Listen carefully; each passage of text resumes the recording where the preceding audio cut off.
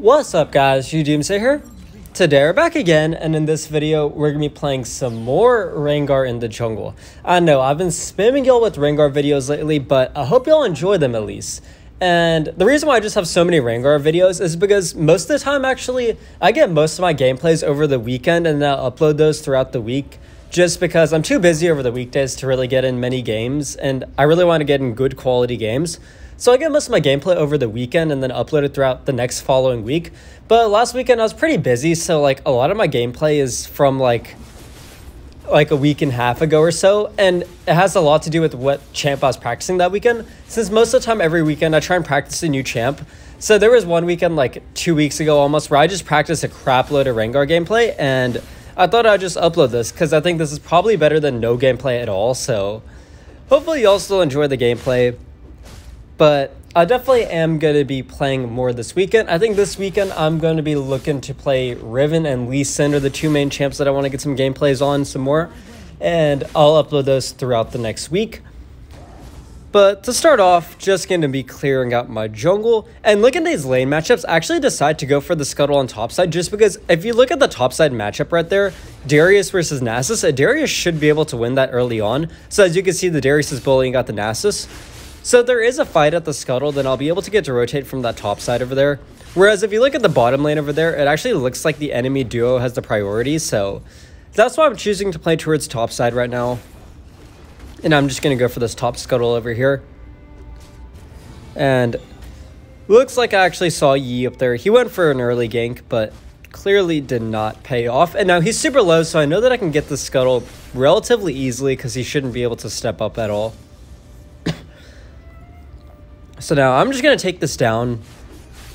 And now I know what Yi's entire jungle clear was. So I know he cleared his red buff, and then he cleared his Raptors, and then he cleared his Grom, or not his Grom, his Krugs, and he went for that gank over there. So no, the only part of his jungle that's up right now is actually his blue side. So I'm actually going to want to go for a double Scuttle here, and I'm going to be looking to play on this bot side. Because I know once Yi clears his blue side jungle, he's probably going to be looking for a gank onto either the mid lane or the bot lane, so I can get a good counter gank in if I'm in position for it.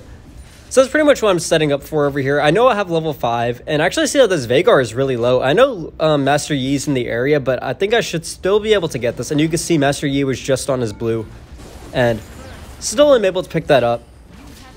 And now I can clear this and look for the rest of my jungle. But I was able to ping up to my bot side over there that Master Yi is clearing his Gromp right now, and that they should probably be careful. So I know he's still down there.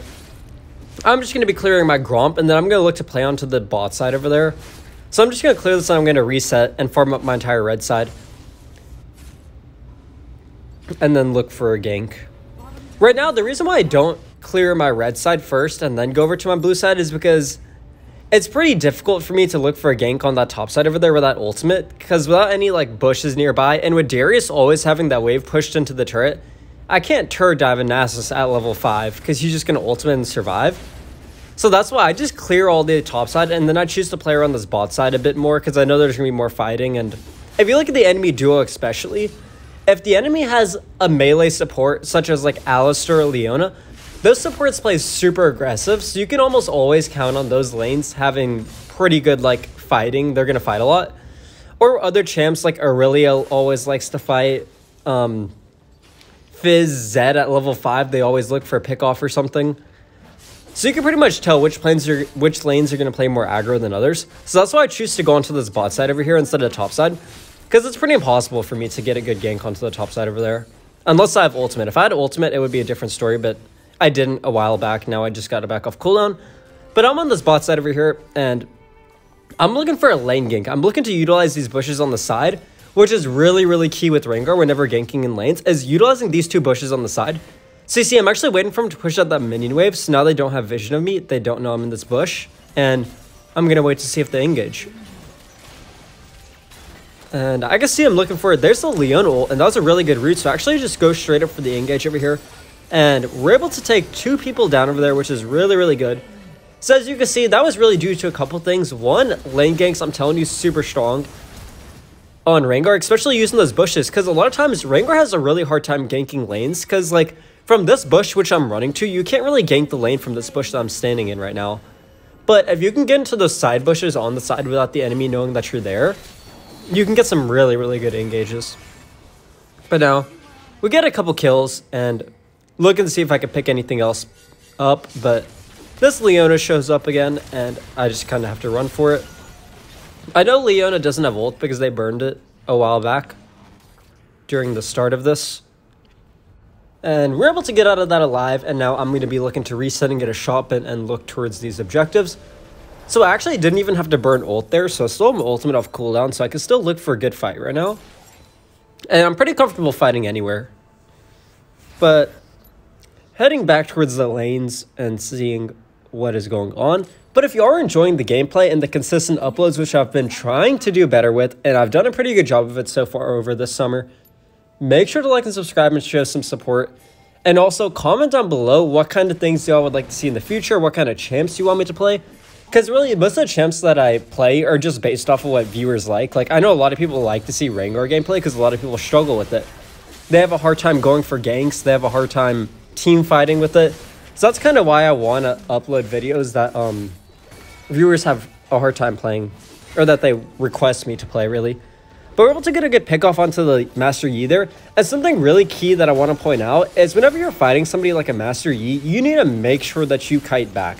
So one thing that you need to be aware of is where both your team is positioned. Oh my gosh, I really cannot talk right now. My throat is so dry, but I don't have water with me. You have to pay attention to both where your team is positioned and where the enemy team is positioned. Because if you engage onto, or if you get engaged on by a Master Yi and you just stand in place or you run towards the enemy team, you're going to get screwed over. Because for instance, let's say the enemy has like a Soraka or a Nami, and you fight right in the middle of their team. Guess what? That Nami, that Soraka, whoever's on the enemy team, and Echo, they're just going to crowd control you, or they're going to heal up the Yi over and over. And that's when Yi becomes super hard to deal with. The weakness of Yi is that he is not strong, like, when he's isolated and when he can get crowd controlled. Now, if he gets going, that's a different story, of course, but now I'm looking for this top side over here. I still have my ultimate off cooldown, which is really huge, but right now I'm waiting for Darius's ultimate. That's going to be super key. I'm actually duo with the Darius in this match over here.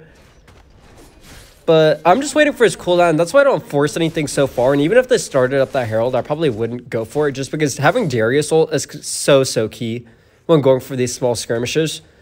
Just because Darius ult is so strong. If you get one reset with Darius ultimate, you can completely carry a fight. So there's Nasus over there. I choose to start this up now. Yeah, as you can see, Darius has ultimate now. If you didn't notice, you can see if your teammates have ultimate or not. If you look up in the minimap right to the right of the minimap in the top left, you can see all the champ pictures, and if they have a green dot above them, that means that they have their ultimate off cooldown. So as you can see, we're pretty comfortable fighting this with Darius ultimate. We go for an engage onto the Master Yi, able to pick him up, and now let's see if I can get a good route onto this Nasus over here. Able to get the route. He tries to ult out, but I could just keep on running him down with these bushes over here. Even if he tried to flash out or something, I could have just kept on jumping. But now, we could take this turret over here. Pretty sure this auction can't do anything. I still have ultimate off cooldown, so I can actually turn on this if he goes too far. Actually, no, it turns out we back up. I guess I didn't want to waste the Herald here. And I guess their mid was missing. I did not look at that right now. But I think it was just because people were missing on the map, actually, that we didn't go for that. That was good that we didn't go for that, because we would have died there to the Veigar. That's something that I also want to emphasize, is when playing jungle and when going for ganks and rotates, the two things that you should always consider whenever going to one of these side lanes is, one, where is the enemy jungler? Are they clearing their red side, or are they on the same side of the map as you? Because then they can counter gank. And two, where's the enemy mid lane? So now I go in pretty deep. I kind of just have to get myself out of that. That was a bit too far. I really don't have the burst for that. And then where the enemy mid laner is. Because a lot of times enemy mid laners will rotate to the side lanes. And that can really screw you over as a jungler if you don't keep an eye out for that. So normally I do a pretty good job of that in-game, because that can save you so many deaths. But yeah, with this build, I'm going to be going with Black Cleaver and Divine Sunder. This is more of a tank teamfight oriented build. I know you can go like Storm Razor and Infinity Edge and Bloodthirster and stuff for a more bursty build. And I might go that build very soon, just because I also enjoy Crit Rengar too. Just because the 1v1 potential is so much more. You can pick out people so much easier. but your teamfight potential isn't anywhere nearly as good. So now we all collapse onto this Nasus over here. He tries to flash away, but we're still able to get him. That was a really good collapse there. And now I'm just resetting. But I want you to notice something really key that I really want to talk about in Rengar is notice how I haven't gotten any flashy triple kills or quadra kills or anything, but I'm still 5, 1, and 6, and that is really good. And it's mostly because I've been picking people off one by one with my ultimate and just slowly gaining kills. And that's something that a lot of people really underestimate on champs is if you play it patient, if you play around your abilities, around your ultimate, your flash cooldowns, and you pick up kills one by one, it slowly starts to add up. Like, we're at the 10-minute mark now, and as you can see, I'm snowballing pretty far ahead. And I'm not even doing anything crazy. I'm just playing around my cooldowns, and I'm making sure I rotate to the right spot at the right time. It's to where I can make sure that I can use my ultimate or whatever to pick up one kill instantly. And the rest of the time, as you can see, my ultimate's down right now, so I'm not forcing anything too crazy. I'm literally just farming up. If my teammates want to fight, that's probably on them because they shouldn't be fighting right now. There's nothing to gain from fighting, especially with an objective spawning. If we die, that could be pretty bad if we give up positioning. But now I have my ultimate off cooldown, and now I'm looking for a good pick off. So as you can see, I just landed the root onto the Nasus over here, and we're able to run him down, and now we can keep on pushing this. So I'm actually on the other side of the dragon, so this is kind of awkward, but should be fine. Because honestly, I think if we push this tier 2 turret over here, we can. It's probably still worth it. And now I try and get out of here. They use a crap load of burst onto me, but I'm able to heal it all up with my second ability. I think the Herald gets one charge off. Yep, it gets a good charge off. And now I can start heading towards the dragon, or at least I should be heading towards the dragon, but I think I'm getting greedy for kills. Or I thought Auction was going to step up to clear another wave. It's only Ocean Dragon, so that's why I'm not too worried about it, because Ocean Dragon typically isn't really the best. The dragons which you really want to care about are Cloud Dragon and Inferno Dragon. Those are the two biggest. The other two are decent, but it's not worth too much, honestly. So now that I'm on the same side of the map, I just started up over here. We have pretty good map control, and we have the waves pushed out now, so can take this pretty comfortably. But yep, on Rengar and teamfights especially, you really have to pay attention to using your second ability, right? And for instance, in this match, they have a Rengar, and Rengar's ultimate and combo hurts. Like, it can pretty much one burst most people, but if you time your second ability right, as we saw back there, you can almost negate all the damage and make it out alive, pretty much at full health. And with this build, you have crazy sustain too, with your Sterix gauge, and with Divine Sunder plus Black Cleaver, you're pretty tanky, so really timing your cleanse right is also super key against a Rengar, because you don't want to get stunned up by the cage when going for an engage. But now I have my ultimate back off cooldown, looking for another pick off now. I'm checking out for any wards in the area. Don't spot any. I'm trying to see if anybody rotates throughout their jungle or comes for this red buff. That's really what I'm waiting for. And I see 3 people there. I decide to just get off a bit of damage and then kite back towards my team. And now I just keep on going for re-engages. Notice how I'm playing around my abilities cooldowns. Like, I'm not engaging until I have all my abilities off cooldown. That way I can get my full combo off and still get out untouched, pretty much. And we just force out the Nasus ult there. And that's completely huge, because Nasus without ult is not too scary, honestly. But looks like I'm going to have to go and chase down this Master Yi over here. I should be able to collapse onto him. Actually, looks like my teammates have it, so I don't even bother going. I don't waste my ultimate for that either. That would have been a waste of an ultimate, but I'll see the Rengar ultimate come out. I know Nasus has no ult, so I'm pretty comfortable playing aggro over here, and see that Nasus. Maybe I could burst him down. Unfortunately, I don't have enough damage by myself to knock him down. He's still super tanky right now, but now I'm just taking these turret shots like a champ, and gonna be backing off now, farming out the enemy jungle. But something else I want to talk about with Rengar is having ward control, especially in the early game. I really recommend running Sweeper, just because you don't want to be sitting in a bush looking for an engage when the enemy knows you're there, because then they're just going to be prepared for that. Especially with Rengar, because you have to play around these bushes a lot, and you don't want him having warding up in those areas where you're going to be sitting most of the time, or looking to engage from. So that's just why I really recommend running Sweeper. And over here, this is bad. I think this is bad on their part. Like, they can fight over here, but they're not going to gain anything from that. They're not going to be able to end, and they're not going to get any turrets because we already have the turrets. So literally all they could do is die there, and we'll get nothing from it. And at most, we'll just get 1 kill, maybe 2, because they're just going to run back and heal back up. So I just say I'm just going to go back and farm up my jungle, honestly. And then I could start looking for the next set of objectives.